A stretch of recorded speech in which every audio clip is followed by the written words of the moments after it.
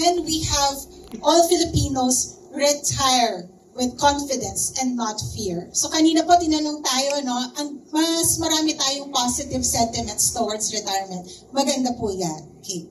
So this retirement index tool, this builds on our earlier work, including the Retire Without Worries white paper, where we first explored the emotional and financial realities of retirement in the Philippines.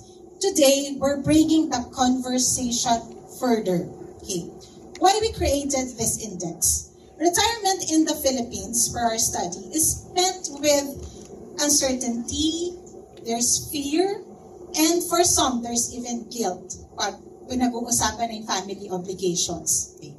But it's much more than that. Marami pa tayong pwedeng pag-usapan on retirement. Retirement has long been seen as a financial finish line. Feeling natin kapag retirement na, ay finish line na yan financially. But no, it's much more than that. It's emotional, it's social. It's also shaped by your health, family, and our mindset towards it. Okay. What we created for the index is to help Filipinos understand where they are now. And for this index, what we want this to be is something that is relatable, something that is measurable, and if it is measurable, it becomes actionable. So hindi lang para may number lang tayo, pero ang question natin, oh, what's next? Because later on, as you will try the tool, there will be recommended next steps on how we can improve our score. So how did we do the index? Our approach is with the help of our research agency partner, Humanate. We surveyed 1,000 Filipinos aged 18 to 59 nationwide, across income levels, and across life stages.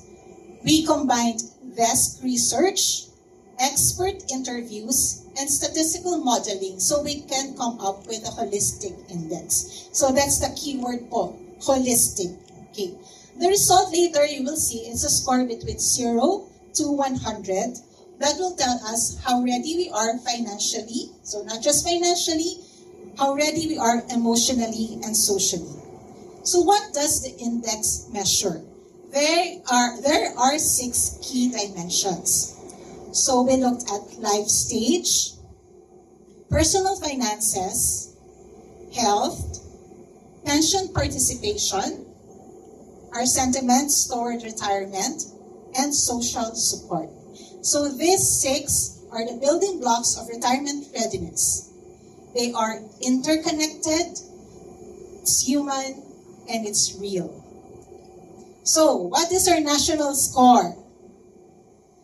On the average, the Filipino will score 47 out of 100. So medium, pero parang far pa from a secured, financial secured retirement, diba? So that's a medium level of readiness. However, another fact is that 24% would only have a clear retirement plan. So there is an awareness, yes, aware ako, we need to prepare, but only a very few would really take that concrete steps to be prepared for their retirement.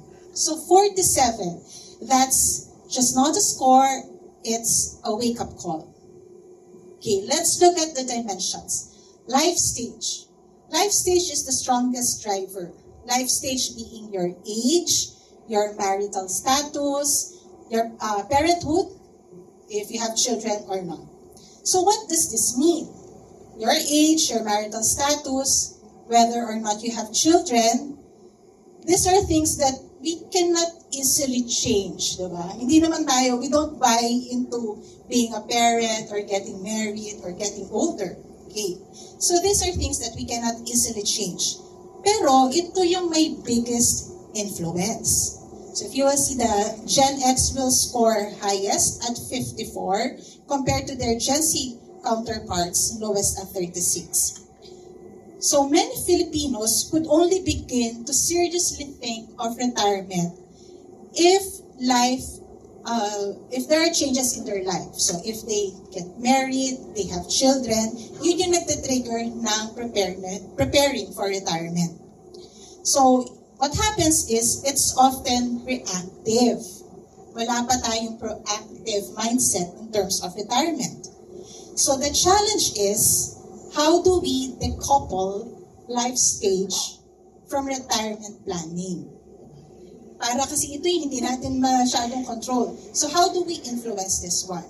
Again, we also hope, as said by Ms. Gay, we hope that we reach different audiences, a wide audience, especially the younger ones, and tell them that at any time you can and should prepare for retirement. So for the younger ones, huwag na natin hintayin na magkaroon pa ng changes in our life or hintayin pa natin na certain age tayo before we prepare. So this insight is important. We need to decouple life stage from retirement readiness. So the truth is, retirement is not an age, it's a mindset. Next is emotion and connections matter. Retirement isn't just about numbers. It's about how people feel and what they believe and who they talk to. Filipinos who feel excited about retirement, kapag may positive sentiments tayo toward retirement, we associate it with freedom, we see purpose, we see new beginnings, we score significantly higher on the index. In contrast, if you feel indifferent or there's anxiety, we tend to delay planning. And of course, that would mean a lower score. So the index also shows that social support is a key driver. People who regularly discuss retirement with their family, with their friends, or financial advisors would score higher because they are more prepared. So parang sinasabi ng mga kabataan, let's normalize. So let's normalize talking about retirement with our family. Especially if you have multiple dependents, di ba? Dapat na pagplaplanuhan natin, hanggang kailan ba na akong breadwinner? Sino ang sasalo? Paano masasalo yung mga obligations in the family? So let's have frequent family conversations about this. For Gen Zs, this is a standout insight. Well, on the overall, medyo low yung kanilang score in the index, we are seeing a shift na they are more open to discussing retirement with financial advisors. So they show a strong openness to consulting financial advisors. 41% of Gen Zs are already talking with financial advisors compared to the general Filipino, that only 30% of them consult. So we see this shift, and so this is good that they're shifting from family advice to professional support. So what does this tell us? That retirement readiness is not just built in spreadsheets, it's built in conversations.